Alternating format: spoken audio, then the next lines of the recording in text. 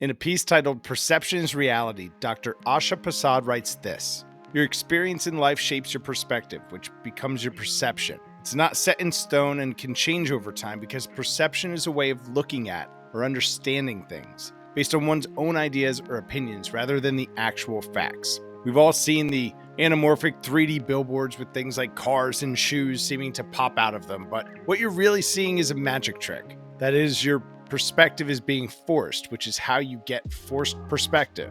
It's not the reality of what everyone is seeing. In fact, unless you're standing in a pretty specific spot, the actual digital billboard will look kind of distorted. And anyone who's actually done it will tell you they did it for the social media content, not for the one person standing in just the right spot on the corner, unless that happens to be some influencer. So where's the line between what's real out of home and what's not? Is there a line? If the campaign is the content and the job of social platforms is distribution, then why is there a seemingly focused by some to diminish the value of CGI generated out of home? Is it because money wasn't exchanged for a physical ad placement? Because someone feels like they lost out on a sale? That's how it seems given the clearly agitated stance of some in the industry. My question though is this: where's the line between spec art and a lawsuit? Is it promotion on social media? That's really what we're talking about. Call it fake out of home, virtual out of home, whatever you want. At the end of the day, it's digitally spec'd concept released into the wild.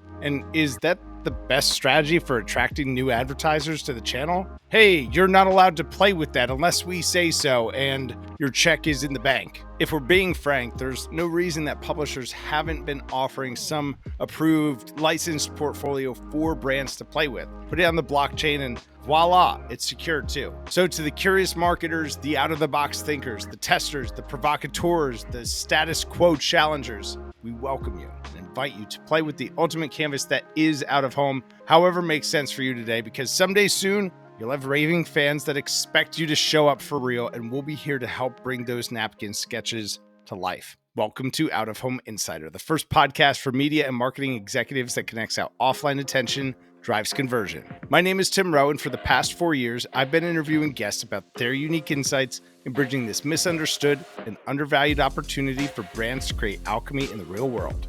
Today's guest is David Title. David is a founder and partner at Bravo Media, a full-service creative production studio that has worked with brands like Revlon, Krispy Kreme, and the NFL Network to pull off some of the craziest real-world executions you'll see. So today we're going to talk about what makes real out of home, whether it's CGI-generated, forced perspective 3D, or a good old billboard on the side of the road. It may challenge what you've heard around the office. And that's the big idea I'd like you to consider. How often do you open yourself to opinions that challenge yours? Because it's easy to be hypnotized by the echo chamber and not realize that your once contrarian footing has been replaced by the comfort of casual compliance. I think Einstein said it best when he said this: we cannot solve our problems with the same level of thinking that created them. So without further ado, let's go. Welcome everybody to the Out of Home Insider Show, a podcast like no other, hosted by the one and only Tim Rowe. Get ready to have some knowledge dropped on you and to be entertained, because nothing's more valuable than food for your brain. So sit back, relax, we're about to dive in as the best industry podcast is about to begin. For folks that maybe don't know or they haven't heard the first episode, give folks the 60-second commercial. Give them the kind of origin story on you and who Bravo Media is. Yeah, so I am David Title, and I'm a partner at Bravo Media. And so we see ourselves as a creative production studio at our heart. We work both in events and in longer term settings like corporate and retail and hospitality and digital display. And our focus is on helping to create real world, real time experiences and to take advantage of all of the ways there are to sort of communicate and connect with folks, whether that's messaging around brands and advertising or lots of not-for-profits lately, and all kinds of folks that are just looking to improve engagement with their audiences. I'm gonna be your hype man a little bit too here. Not just like a creative studio, it's like a innovations lab. You guys are really doing like first of its kind work. Not to overhype it or oversell it, but you do really, really cool work. I'll make sure to link to that last episode. We talked about Revlon and projecting onto escalators, and the food one, the Oh, food. the Le Bernardin. Yeah. Yeah, maybe give folks, like, describe that. I know that this is a podcast, so this is a listening audience, but describe this very visual dining experience you created. A lot of what we do is really taking advantage of the technologies that are out there, especially in the world of display, and repurposing them to heighten the experience. So we got to work with Le Bernardin, which is a Michelin star restaurant here in New York City, and they were doing a special private dinner. And so we worked with the chefs to capture all of the plating experiences, how they plate each dish, which is a big part of the whole thing. And then we actually mapped and projected on the private dining table throughout the entire meal, so that before each plate hit the table, there was a display of how the plating occurred. And then, because this was a dinner that was also a function for a corporate event, there was also a lot of other visual messaging and branding that happened throughout the experience. But it created this very heightened, immersive world of dining that was super exciting, and I think allowed us to integrate into this very beautiful meal without taking away and really trying to add elements to it. And I think that's the thing with all of the cool technology out there. It's not about the tech, and it's not about, no one cares about technology when they're having an experience. They just care about the impact it's having on them. And so, we love being able to use all the tools that are out there to create those moments of connection. And, projection mapping, like, I love that. And some of the other stuff we're probably going to talk about today, like, it's an optical illusion, right? That's what makes it cool. And it's not really technology that does that. That's design, and that's content, and that's taking advantage of our own brains to deliver the goods. And our brains love optical illusions. We love seeing things that we can't totally make sense of, or that we have to put together, or that seem impossible, but yet there it is, I'm looking at it. And when you have that experience, you don't go, gee, I wonder if they did that with a conventional projector or some newfangled laser, or if it doesn't matter. Someone's dad is standing there criticizing the execution of the work, because that's like a thing dads do. I don't know if you've gotten to that stage yet, but I think I'm definitely there myself. They won't even see it. They won't even know. They're going to be so consumed by the experience that it never even enters your mind. Those are the best. That's when you know you're doing it right. It's a magic show for the mind, and I think that's really the beauty and the power of it, and what we're going to talk about here today, because it's been getting attention and news and things like that. But maybe a place for us to start the conversation on is, why is it so important for brands to show up in the real world, even if they fake it? Yeah. Look, life happens in the real world. That's where we all are every day. And we're spending a lot of time looking at screens and staring at things, but a lot of that time is not going to be of much value to anyone trying to connect with me, because I'm doing something else. And out in the real world, there's just so many opportunities to connect. And beyond that, you want to exist in the real world, Proof of life. Look, there's a reason why almost every DTC brand out there eventually opens a store. It's very hard to be just virtual. And so being, feeling like you have a presence in the real world, being perceived as being in the real world, is important. And that's why brands do big activations. And that's why, out of home advertising is a thing.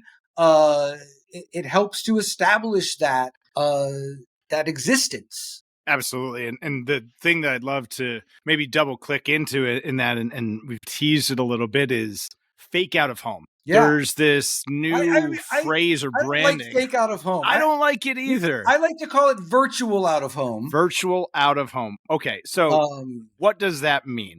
So I guess take a half step back, right? So one of the big things in the sort of trends of digital out of home that happened in the last, probably goes back a couple of years, but really the last year, it feels like it became mainstream, is the quote unquote 3D, but anamorphic displays that look 3D. The bagels big one, popping out at you. There's a robot. Piccadilly Circus has a huge example of it, but now there's probably 7 or 8 of them in Times Square right now that are using two-sided buildings or two-sided boards to create it. But you can even create a similar effect even on a single flat board. And it's an optical illusion. Again, love optical illusions. Love magic. That's why we really love out of home. But the main way that everybody learned about them is they saw them on social media. They saw them on Instagram. They saw them on LinkedIn. They saw them on TikTok. And because the truth is, how many people are look, there's a lot of people in Piccadilly Circus, don't get me wrong. But compared to the number of people that are on Instagram, it's pretty tiny. And so people love to see these cool optical illusions. Again, it's not a secret. And the content is driving that. And so you started to see that it became pretty clear that, look, those anamorphic billboards really only look good from one very specific angle on the street. The rest of the people what do you mean by that? Like, because I personally haven't seen one in real life, but I'm sure everyone listening has at least seen a picture of one on the internet. Yep. Has maybe done or been involved with some of those projects. And we can talk about what goes into that, but specifically the mechanics of it. Let's think about this. I'm in Times Square. There's a huge digital spectacular. It's big, bold, and beautiful. And I have to stand like on one city block or like in a small hula hoop. Oh, it's a kind of a continuity of diminishing return. So there is a literal optimum spot. Stand here that you could stand in for the best illusion possible. And every degree you move away from that spot, the less the 3D effect is perceivable. And at a certain point, it actually skews because that's what it really is. It's not 3D, right? It's a forced perspective animation. And so from oblique angles, it looks very distorted. And depending on what the content is, can be distorted to the point that it's not really perceptible as what it's supposed to be. But on the other hand, people love to see them on social, and it's become very valuable for brands to create as cool a possible anamorphic display as they can, so that they can gain that additional impact through social media. And which brings us to this notion of virtual out of home, which really takes 2 forms. For years, the nature of our work, we were constantly making what we would call a comp, which would be a digital version of some crazy idea we've come up with for a client. Spec art. And so they can see what it might look like. And so we'll make a virtual version of whatever that thing is. So like a rendering for them to iterate on, or give feedback, understand it better, get the concept, just get it. Sure. Yeah. And so, let's say we were working with a client that wanted to create I want to do a projection mapping display across the facade of this building. Mm-hmm. I can make a video that looks kind of like we already did it. Oh, wow. So that we can talk about design and content and all that stuff. Turns out, of course, you can do the same thing with billboards, right? Mm-hmm. I can create content for any billboard in the world virtually and make it look like that content is on that billboard. As long as I have some kind of video footage of that billboard, it doesn't even have to be digital. I can make it look like there's content there. And not to step on you there.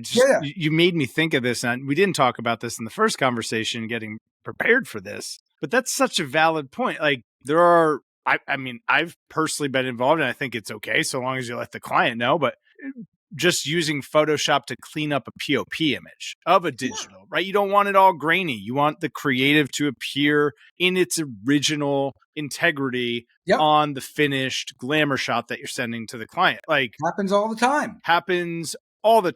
And that's fake, right? That's forced. It's artificial. It's virtual. It's not really the image. It's not what was actually there to the person standing there. But again, everything is perception.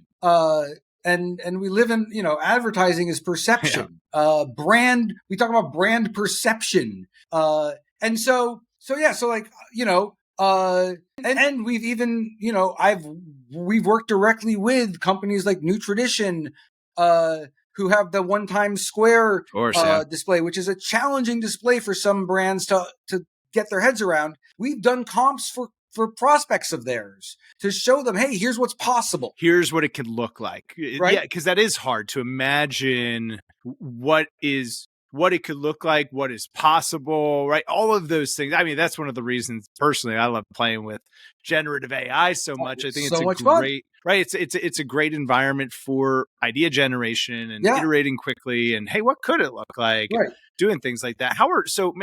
So it makes sense that brands kind of come to this point and realize, wait. And so now they're going, wait a second. In some cases, why not create this crazy cool content for a digital out-of-home display, but never run it in the real world? Why not? Why not make the virtual version of that and distribute that through my social media channels and through influencers and all the same things I would do to try to get attention on a billboard in Times Square? I would take a video of it and then I would send it out to social. Exactly. That is the playbook. That's the playbook. It's not a secret playbook. And so, I think that there's, it opens up this whole concept of, okay, so let's say I could do that, right? Instead of, so I'm going to, make this really cool thing and I'm going to put it up and it's going to look like we were in Piccadilly Circus, or we were in Times Square. Or, wherever is important for your brand to be. But, then you go beyond that and you go, well, wait a second. Do I even need a billboard there to begin with? What Not do you if mean? It's all virtual. So the billboard or the space, you could manipulate really any space to create this virtual effect. Even if there's not a billboard there. We're I want to basically project onto talking the Statue of Liberty. Yeah. We're talking, feature film visual effects tricks being reapplied to something a little more down to earth, and taking advantage of, some of the advances in just the sort of animation technology that's out there and rendering technology that's out there and everything else. And, and people have seen the other kind of version of this is the virtual activation. What's that? And so some of the examples that people might have seen online, there was like a 50-foot tall Barbie walking around in Dubai. Oh, yeah. Sure. Was that real? No, of course not. I mean, not the 50-foot tall Barbie, but like, was that an actual? None of that was real. None of that. The only thing that was real was the B-roll underneath it. Okay, so I'm gonna ask the question because I think it becomes the line of delineation, which is what's the difference between spec art and I guess a lawsuit? Like, what speculative, but why are people so upset? It's not new by any means. And no, there's two things to it. I think one is one question is like if I put something virtually up on that billboard in Piccadilly Circus, which in the real world is owned and operated by somebody that charges quite a lot of money for me to appear on that billboard. But if I'm only appearing on it virtually, I honestly don't know. I don't know. I'm absolutely not a lawyer. I didn't even pretend to go to law school. You and me both. So I don't know. All of it reminds me a little bit of like the early days of YouTube when nobody was quite sure what was going to fly for copyright. So you just do things and wait for a cease and desist letter. Just send it. And if you never got the cease and desist letter, you just kept doing it. And if you got a cease and desist letter, you stopped. Because I don't want to go to court. Sure. See, also, we're not lawyers. Yeah, we don't want to go to court. Not lawyers. No idea. Now, so that's like the actual existing billboards. Like, is that cool? I don't know. It seems to me that I see billboards in movies all the time where they've changed the content, and I don't think the owners of those billboards have gotten any payment for it. Or the flip side to that, movies with real billboards in the back, and those brands are getting free added value, right? Yeah. No one paid for that, but no one was upset because there was a transaction on the physical asset. There's a whole business of going back into old television shows and replacing products digitally. So like the classic one is Seinfeld reruns. What's in the refrigerator is different over the years. Stop it. Yeah, no, that's true. Oh no. They'll change products on the table. They'll change labels of things. They'll add paid product placement into shows. Like this stuff's all just part of our landscape. And we don't even, I mean, the Seinfeld thing, I think is going to trip a bunch of people out, and someone's going to, there must be a TikTok that compares. I would think there's got to be a TikTok 1997 versus, right? It would seem that way. So how are brands, maybe what's the long tail look like to this? I think it's all upside, getting more brands testing, getting more brands playing, giving them an appetite, giving them a sandbox. I think this is more marketers just as consumers consuming this as content, right? We are an ad force. So actually, in a little bit of a way, we're an ad first channel, right? This becomes content that enables our growth. Creating, so like these virtual activations, like the 50-foot Barbie, there was a great one, I think Maybelline, with a mascara product. Oh, the mascara brush like in the underground. Put the brush on top of the train and on top of the bus.